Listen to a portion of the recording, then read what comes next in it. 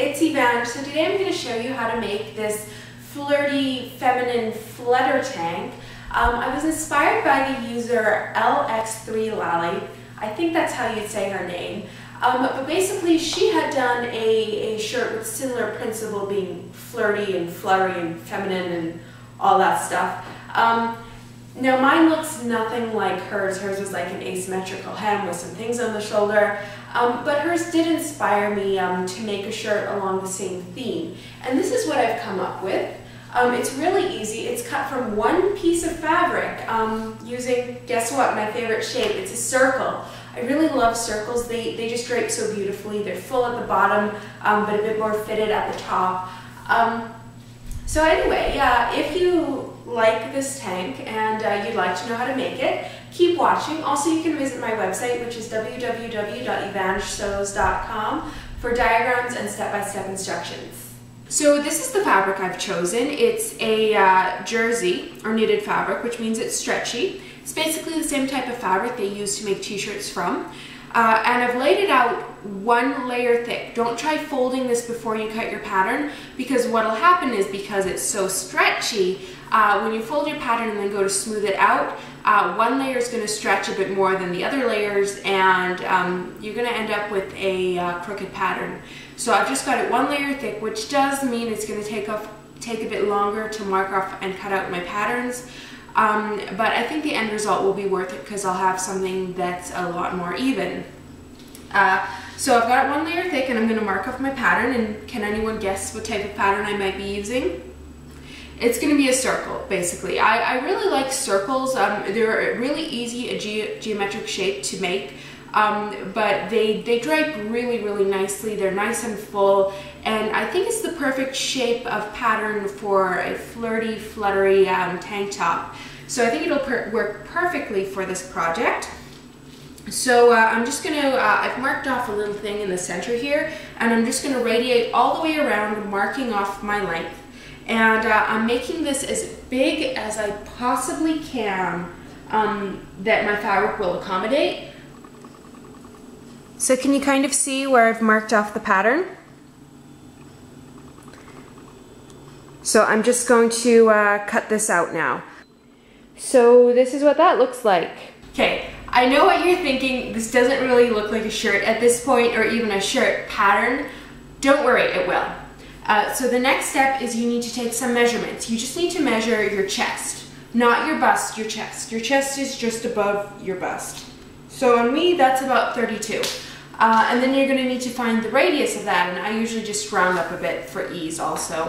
And what you need to do is, once you've found that radius, you just need to mark that off from the center. You're only marking it off, you're not going to cut it. It's just going to be used as a guide for drafting the rest of the pattern. So you probably can't see it because it is a bit faint, but I do have a circle marked off. Don't cut that. This is just as a guide for sketching in the rest of your pattern. And so, speaking of the rest of the pattern, the next thing you need to do is figure out how big you want your armholes. So basically just measure around your arm. And on me, that's about 14 inches. So I'm just going to take a scrap piece of paper. This is a flyer that came. And then just cut out a circle that would have the same circumference as whatever you want your armhole to be. So this is approximately my pattern. And what I'm going to do is I'm going to line up the center of this pattern on this circle I've drawn on the inside here. And I'm going to line up the center on the line, and then I'm going to trace around that, and that's going to become my armhole. And then obviously I'm repeating it on the other side, because you should have two arms. Okay, so once you've got these two armhole circles marked in, you want to come in about an inch from the edge of the small circle towards the center of the piece of fabric, and just mark off where about an inch is, and then kind of roughly sketch a straight line just down. And then where these lines meet this circle, just kind of curve it off a bit. Okay, and that's basically going to be your pattern. So before I cut anything, I'm just going to run through again what I did. I cut out a big outer circle, as big as the fabric would allow me to. And then on the inside, I marked off a circle, and this circle indicates the circumference of my chest. Then on either side, I marked off a smaller circle to be my armholes. I came in about an inch towards the center from where I had marked off my armholes, and I drew a straight line, and then I curved the corners where it met the middle circle kind of thing. Just curve the corners. So this is my pattern. So I'm just gonna cut that out. So this is what you will have. Next, you just need to finish your seams basically. You can leave it raw, but I don't really like the raw look. So on the bottom edge, I'm gonna do a basic rolled hem. And then I think for the neck hole and armholes, I'm going to do some kind of casing or binding. On this bottom edge, I'm going to do a rolled hem. Now, I just have a normal machine. I don't have a serger with a rolled hem stitch. So what I'm going to do is I'm just going to zigzag it. But while I'm zigzagging it, I'm going to aim to have it hit the fabric, and then when it zigzags back, hit just off the fabric, and it'll give it a rolled hem effect without needing, you know, a fancy expensive machine.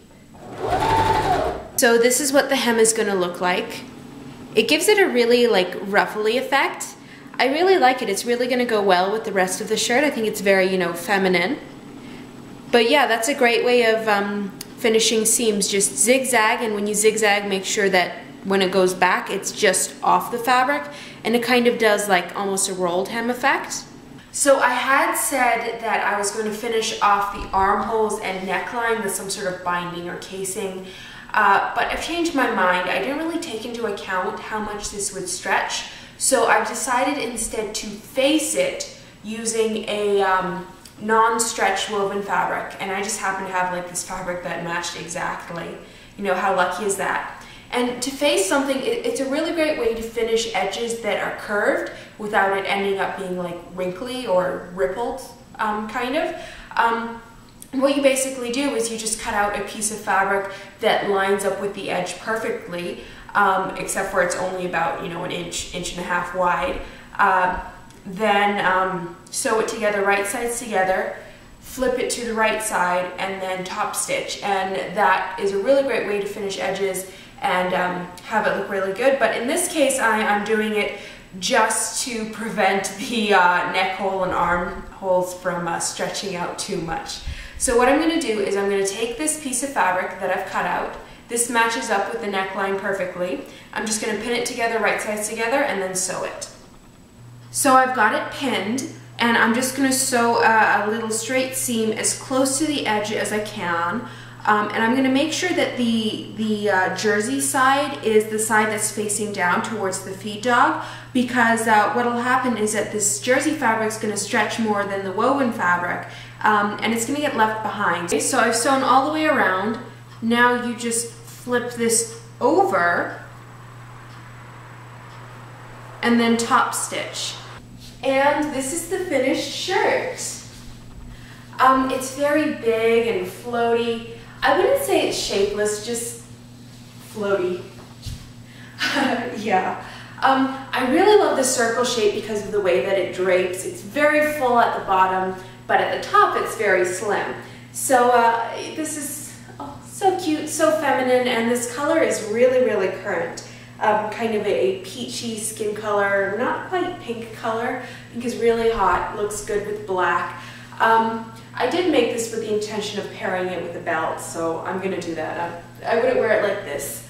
What you can do is also, you can make this into a cardigan or vest really easily by just cutting down the front and then finishing that the same way as you did like the armhole and neck hole. And that would look really cute. You could also add sleeves, but really I love the body of this. It's awesome. Yeah, in retrospect, I thought it was going to be a lot longer.